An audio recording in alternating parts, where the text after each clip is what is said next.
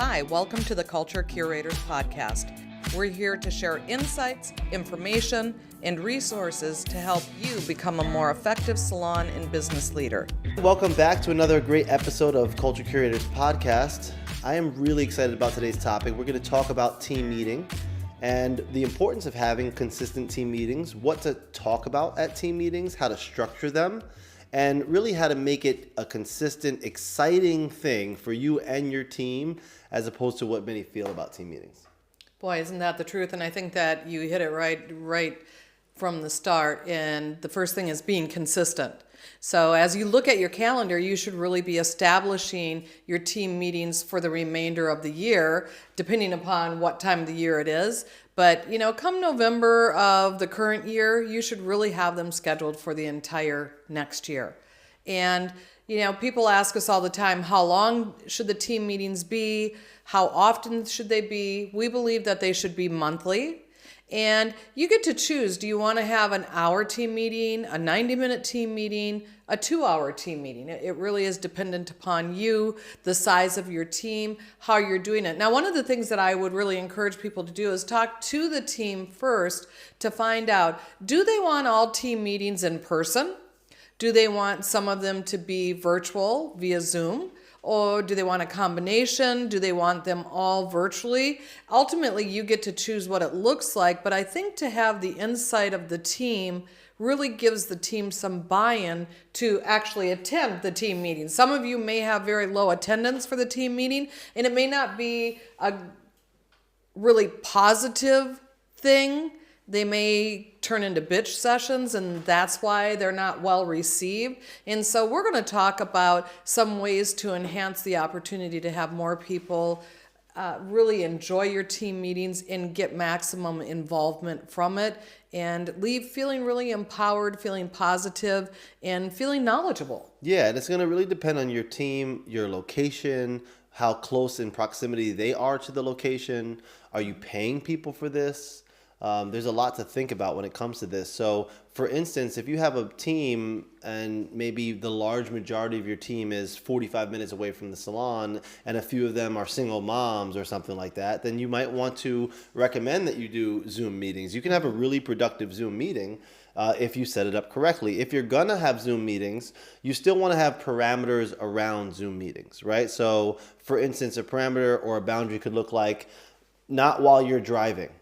Right? Camera on, things like that to make sure that there's an engagement. It's hard as the leader a lot of times, I will say, with Zoom meetings because it's hard when everyone's on mute. You just kind of feel like you're talking to yourself, and that can kind of create a strange dynamic too. So we've also had salons that do every other month, maybe 2 months on, 2 months off, meaning in person on Zoom, in person on Zoom. There's different ways to do it, but the general consensus as far as what Jill and I think and what should be is that it's a once a month consistent team meeting that's pre-scheduled for the entire year, like Jill said. So everyone knows what the calendar looks like. Everyone knows what day it's on. Everyone has entered it into their calendars. We always toward the end of a team meeting remind everybody of what the next team meeting date is and time, just as a reminder.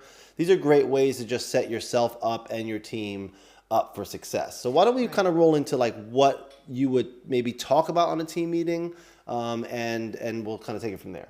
Yeah, there's a lot of things to talk about on the team meeting. I do want to share one thing, and that is even during the preliminary interviews with people, to let them know the expectation that there is team meetings. They are monthly. They are on this day at this time. For us, it was the first Tuesday of every month from 1 to 3, and it just lays the groundwork. And again, I think it differentiates you from your competition because you have that all together, and they know up front what's expected of them. So let's talk a little bit about what a team meeting looks like, what you should do, what you shouldn't do, what's included in on it. And the first thing that I'm going to say is that I absolutely believe that you should start your meeting on time and you should end it on time.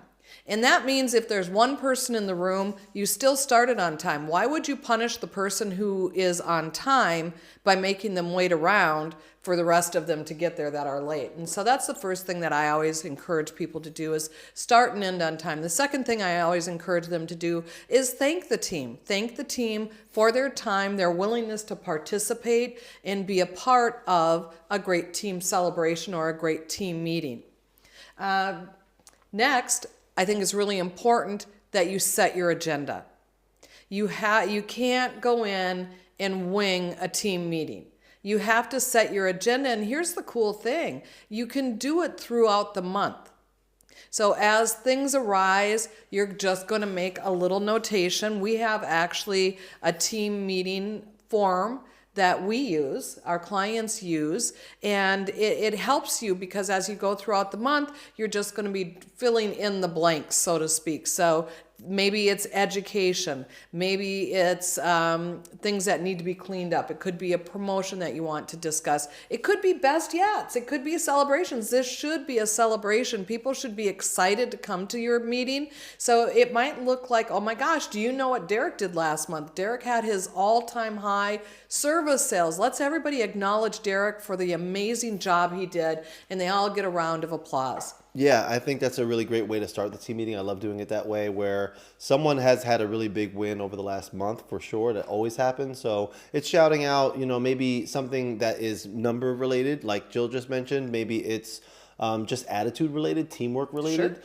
Someone that's kind of been the VIP, or excuse me, yeah, the not the VIP, but the MVP is what I mean to say. Over the last month, this person has rallied and helped, and they were flexible and they adjusted and things like that. It's a great way to kind of bring the public accolade out, so everyone is hearing you acknowledge this team member. And it's an exciting thing. And then what we always like to do also is either start with maybe an inspirational video, quote, icebreaker, something that is just a great way to set the tone. You don't want this to take really long, maybe the first 3 to 5 minutes or so, 10 minutes maybe max. But you want something that creates engagement. Maybe you have new team members. You're welcoming them into the fold. Right. Maybe you are getting to know, having team members getting to know each other. So maybe it's 2 truths and a lie or, something like that. You can do something kind of fun and different that creates engagement for your team and starts to, again, get away from the traditional, okay, let's talk about what everyone's done wrong, and then let's talk about what everyone's upset about. Right, exactly, because those are bitch sessions. Yeah. Let's face it, they're not team meetings or team celebrations. And you know what? I always like to involve the team. So if we're talking about an icebreaker, why not let the team sign up for an icebreaker? And what we found was that they always wanted to sign up during their birthday month. So if my birthday's in February, I was going to sign up for the February icebreaker. And then it's up to them what they want to do. We just want it to have a learning and it's just a time for everyone to kind of come together as a unit, get set, and get ready to move forward and learn and grow together. And so I really encourage you to think about asking your team for some involvement. Maybe they're going to bring the music. Maybe you're going to have music. Maybe they're going to bring a snack. Who knows? They can sign up for snacks. They can sign up for icebreakers. But the more that you get your team involved, the more buy-in they're going to have. Yeah, no doubt. And you don't have to feel obligated to make this a full catered event every single month. Absolutely not. It shouldn't be super costly to you. The brand, if you want to bring in a little something that's okay, that's really up to you. Again, based on your budget, your profit and loss, what is available.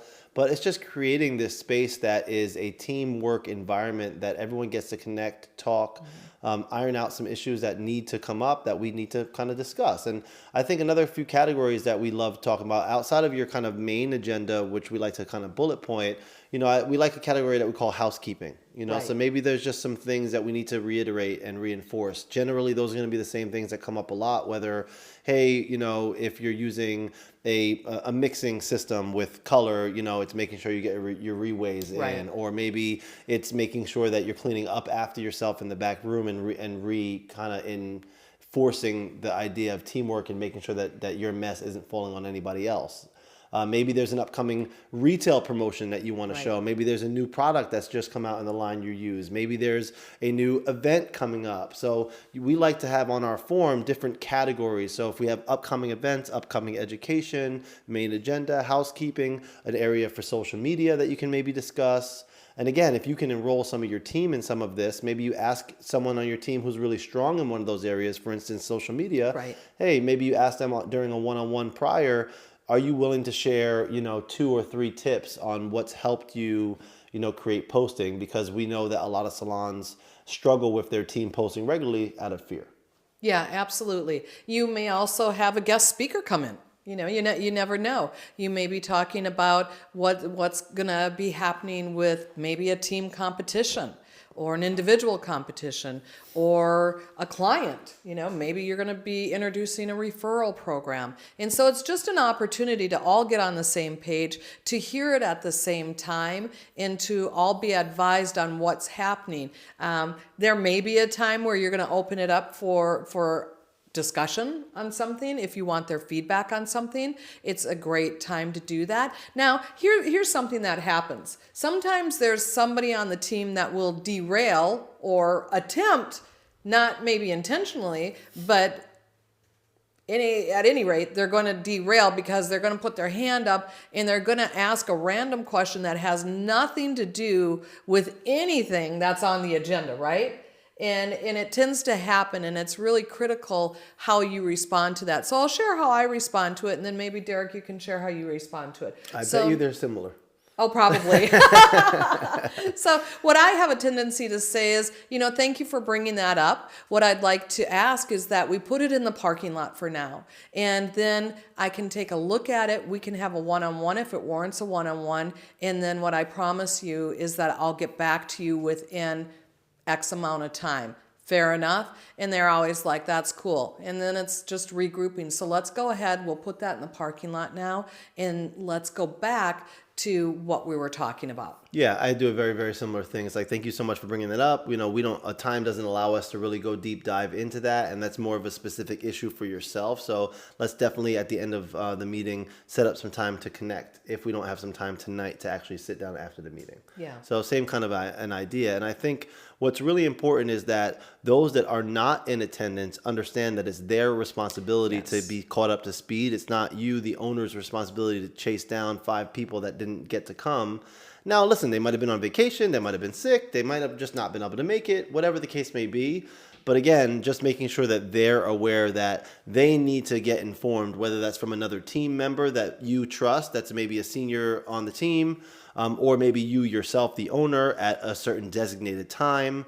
But I've definitely had it where, certain team members might have missed really vital information. And that's the other thing, by the way, making team members clear and know, especially on the onboarding process, that the most vital company information is discussed during team meetings. Right. So it's 1 hour or 2 or whatever it is. We like to set a 60-minute agenda, maybe 75. Also, again, depending on what's happening. But I think, like Jill said in the beginning, starting and ending on time is really key, no matter what timing you've allotted.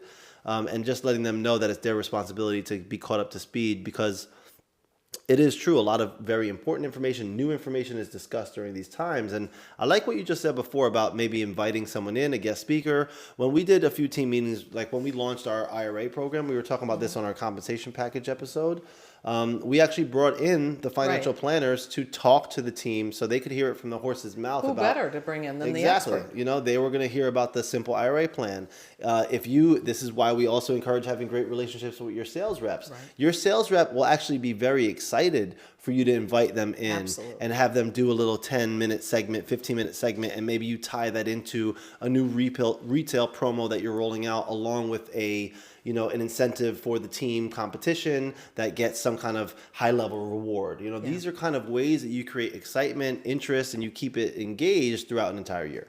Yeah, absolutely. And the last thing I'll say about it is something that you touched on, and it's the employee's responsibility to get caught up to date if they happen to miss the meeting. Now, if you're on Zoom, you can record the Zoom. They can be sent the link, and then it's their responsibility to listen to it.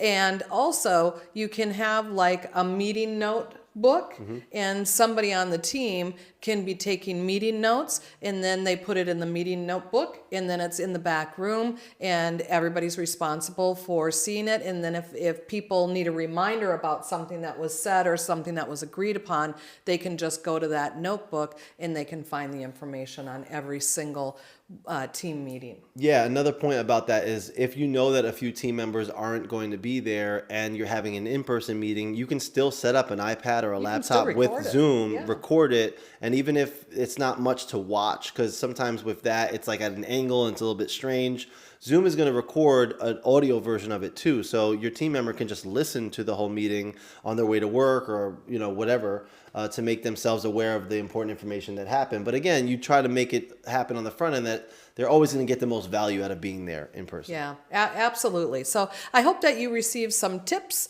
on how to have amazing team meetings. I hope that you take on the challenge of developing some sort of a schedule to have it once a month and have it out for the next year. So good luck with that. We're going to be cheering you on to great success with your team meetings. Absolutely. And if you're interested in getting our outline, send us a DM. We'll be happy to share it with you. We'll see you on the next episode. Thank you for tuning in to this episode of the Culture Curators Podcast. Please like, comment, follow, and subscribe.